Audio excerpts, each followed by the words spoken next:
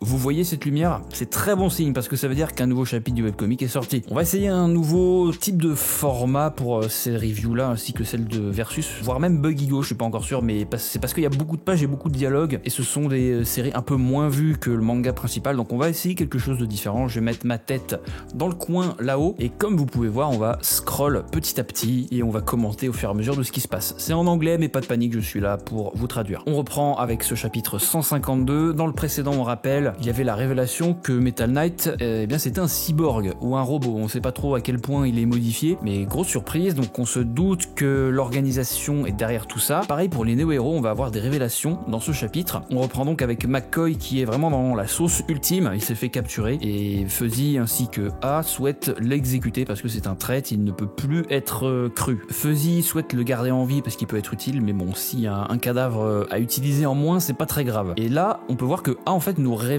l'existence d'un plan. On ne sait pas tous les détails de ce plan, mais il consiste globalement en cyborgifier l'humanité entière afin qu'il soit libre de faire ce qu'il veut. Bien sûr, c'est un prétexte juste pour prendre le pouvoir. Et il n'y a que pour l'instant Fuzzy et A qui sont au courant, et probablement l'organisation, puisque c'est probablement aussi des agents infiltrés. Ryuman se pose la question, mais de quoi vous parlez? Le plan, une attaque à grande échelle, de quoi vous parlez? A va révéler du coup plusieurs éléments, on va mettre rapidement pause ici avant que ça défile trop bas. L'humanité sera donc sujette à un contrôle total et obligatoire afin d'avoir des parties cybernétiques implémentées et d'être sous surveillance des néo-héros. Ryuman il se dit ah d'accord, donc on pourra faire ce qu'on veut, etc. Mais c'est génial, c'est comme dans un rêve. Sauf que ça ne lui plaît pas, en même temps qui a envie d'avoir sa liberté volée. Il va pointer son pistolet sur Fuzzy et il semblerait que ce grand voyou, ce gangster souhaite réellement devenir un héros. Il veut tourner la page sur toutes ses activités criminelles passées, lui et son gang. C'est assez étrange quand même, hein. Vu sa gueule, on aurait dit qu'il avait de mauvaises intentions derrière la tête, mais non, il y a pas de vanne, hein. Il y a pas de traîtrise de sa part, il souhaite vraiment tourner la page et devenir une meilleure personne. Assez étonnant, mais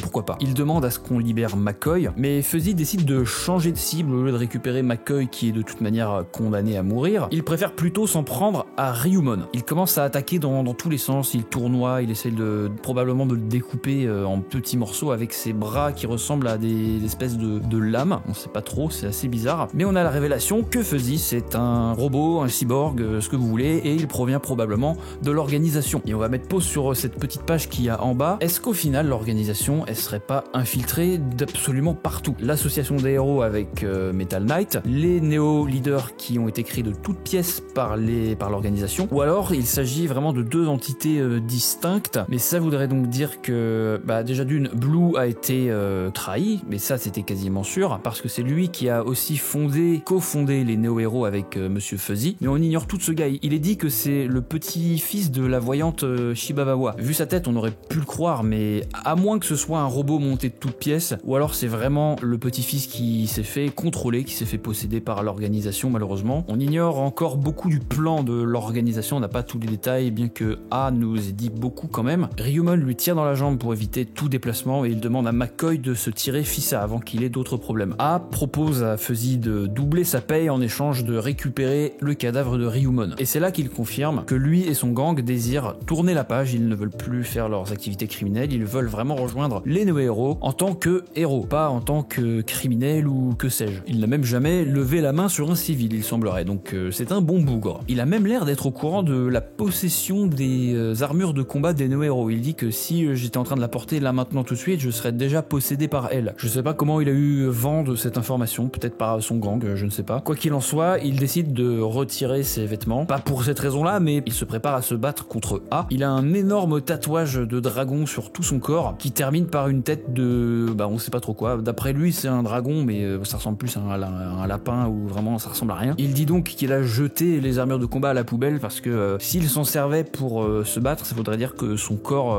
il deviendrait tout mou, quoi. Il deviendrait mou du genou, il serait dépendant de l'armure, et c'est pas ce qu'il souhaite. Il veut même devenir, en fait, le pote de Metal Bat. Pourtant, dans le manga, on les a vus un peu se friter, il y avait une petite tension, mais apparemment, il le respecte beaucoup, donc ça va peut-être devenir son prochain grand disciple. Étonnamment, A va désactiver son armure de combat pour être le plus fair-play possible, même si plus tard, il va le réactiver, on va voir. On reviendra au combat après, car là, on coupe avec McCoy, qui était censé libérer Metal Bat à la base. Il reprend donc cette mission-là, il veut lui apporter sa batte de métal pour qu'il puisse sortir de prison, mais pas de bol, il se fait gauler juste juste avant de lui donner la batte par la fente de la porte de prison. Les deux néo-leaders qui se sont fait posséder par les armures ainsi que Elimine et Destro interviennent et lui confisquent la batte. D'après eux d'ailleurs, cette batte ne sert à rien, c'est juste un truc que tu agites dans tous les sens mais qui ne cause pas vraiment de dégâts. Ils n'ont pas encore affronté Metal Bat pour de vrai. S'il s'est fait capturer, Metal Bat, c'est uniquement parce qu'ils lui ont injecté un espèce de produit assez puissant pour endormir 3 éléphants, tu vois. Il tape sur les murs de la prison qui apparemment a mémoire de forme, elle se répare toute seule donc elle est impossible à détruire, sauf que Metal Bat n'a pas dit son dernier mot. Ça lui a pris du temps mais il est enfin libre. On rappelle le pouvoir de Metal Bat, c'est plus il prend de coups et plus il devient puissant, donc à force de se faire mal contre les murs de la prison, il est devenu plus fort, ce qui lui a permis de se libérer et de casser les murs. On a quelques dialogues, Elimine d'ailleurs qui menace Metal Bat d'avoir pris en otage sa famille, mais il sait qu'il raconte n'importe quoi. Il parle également de 2 héros de classe C qu'il a pris sous son aile en tant que disciples en quelque sorte. Ils sont venus d'eux-mêmes afin de devenir plus forts, donc c'est bien, on a un développement de personnages secondaires. Bon, ça reste des personnages secondaires, on s'en fout un petit peu d'eux, mais c'est bien de voir les classes S, on va dire,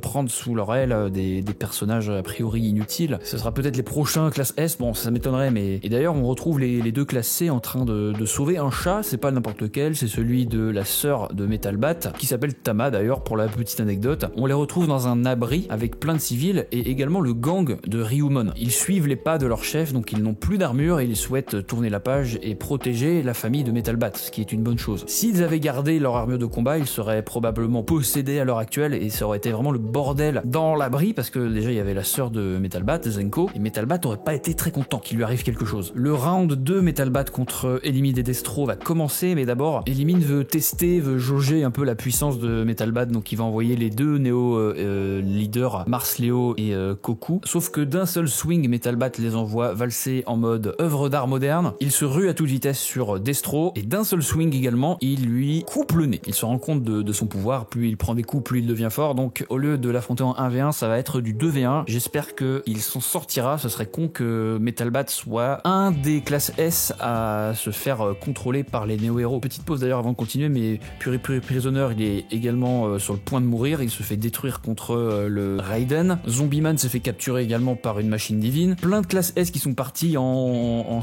mission secondaire, donc la situation est très tendue. Tous les néo-héros vont se faire posséder petit à petit par les armures, donc il y aura plus grand monde en fait pour arrêter l'armée de robots et les autres machines divines. Mais ça on en reparle un petit peu à la fin. Pour l'instant on va repasser sur le combat entre A et Ryumon qui conclura ce chapitre. A possède une manie un peu bizarre, il veut se lancer des défis quand il exécute des gens, c'est-à-dire il va utiliser un objet du quotidien qui n'est pas fait pour tuer, donc là il veut utiliser un mouchoir pour tuer Ryumon. Très bizarre comme réflexion, sauf que Ryumon, même avec les 2 bras cassés, il parvient à lui mettre une sale mandale. Je pensais pas qu'il serait aussi fort, même en étant blessé. Voilà, on peut voir A qui a pris quand même un sacré coup, mais il décide de plus être fair play, il va réactiver l'armure de combat. Ryumon le met en garde d'ailleurs, il est gentil, il se fait du souci pour son adversaire qui veut complètement l'éviscérer. En activant l'armure, A va devenir possédé, ou du moins pas encore sûr, peut-être que ça met du temps à arriver, mais il commence à déblatérer plein de menaces de mort, etc. Bon, je vous épargne tous les dialogues, regardez c'est quoi toutes ces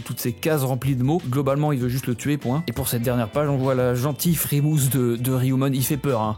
Il fait peur, mais c'est un bon bougre avec son lapin sur le torse là. Et Fuzzy se pose une dernière question, il se demande pourquoi Ryumon a changé de comportement ainsi. Est-ce que c'est une sorte d'erreur humaine? Fin du chapitre, il s'en passe des choses, j'ai l'impression quand même qu'on part un peu dans tous les sens. Il y a quelques chapitres de ça, c'était Genos qui voulait retrouver le laboratoire de Metal Knight. Après ça on a coupé sur justement Metal Knight contre Petit Empereur. Là on revient une nouvelle fois sur les néo-héros avec tout un bazar qui se trame au niveau des armures de Fuzzy, etc. Donc c'est peut-être un peu compliqué à suivre et à se faire une idée un peu sur la situation, même si on se rend compte très vite que l'organisation infiltre les néo-héros. Ils ont peut-être du coup créé Metal Knight, ou est-ce qu'ils l'ont capturé, est-ce qu'ils l'ont transformé en cyborg? On n'aura pas la réponse tout de suite, ce serait bien quand même d'avoir un aperçu du plan plus en détail de l'organisation. Ça commence un peu à traîner en longueur, même si ça reste très intéressant. On voit que One prend son temps pour créer l'histoire, pour permettre au webcomic de subsister avant que le manga ne le rattrape inévitablement. Qu'est-ce qu'on peut espérer pour le prochain chapitre? Genos qui trouve le dernier laboratoire, une autre révélation sur Drive Knight, la suite et la fin du combat Petit Empereur Metal Knight. Ce serait sympa d'avoir au moins cette version là pour qu'on comprenne vraiment ce qui se passe. Mais du coup c'est bel et bien les néo-héros qui ont envoyé les robots saccager la ville. Ces robots là qui ont la même signature que les robots de Metal Knight, c'est normal du coup, c'est les mêmes. Et tout ça, ça provient de l'organisation. C'est tout un puzzle. Je vous invite à aller voir ma vidéo sur l'organisation d'ailleurs si vous ne l'avez pas vue et si vous êtes intéressé pour en savoir plus. Mais là, il y a quand même quelques nouvelles infos qui viennent un peu mettre le bazar dans la théorie, mais ça reste quand même